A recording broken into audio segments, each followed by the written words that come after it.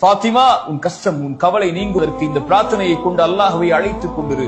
யா ஹய்யு யா கய்யூம், உயிர் உள்ளவனே, நிலையானவனே, அஸ்தகீது பிரஹ்மதிக, உன் அருளை கொண்டு உன்னிடத்திலே பாதுகாவல் தேடுகிறேன்.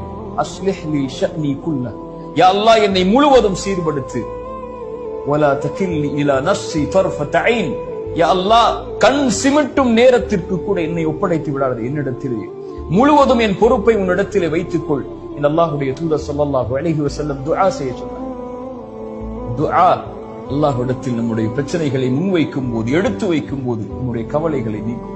ஸலா, துஆ, இதை மறந்து நம்முடைய வாழ்வில் இருக்கக்கூடிய எந்த கவலைகளையும், எந்த தெரப்பி சென்றாலும், எந்த மருத்துவ நபரிடத்திலே சென்றாலும், மனநல ஆலோசனையிடத்திலே சென்றாலும் நீங்க அல்லாஹ் நம்மை சீர்படுத்துவானா.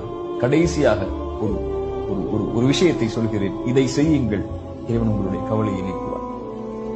ரசூலுல்லாஹ் ஸல்லல்லாஹு அலைஹி வஸல்லம் செய்தது அபூ உமாமாவிற்கு, தன் மகளுக்கு கவலையில் வந்தவருக்கு மகிழ்ச்சி அடைவதற்கு ரசூலுல்லாஹ் சொல்லிக் கொடுத்த துஆக்கள். ரசூலுல்லாஹி ஸல்லல்லாஹு அலைஹி வஸல்லம் சொன்னார்கள், இறைவனுக்கு மிக விருப்பமான செயல் கவலையில் இருக்கக்கூடிய ஒருவனுடைய உள்ளத்தில் மகிழ்ச்சியை ஏற்படுத்துதல்.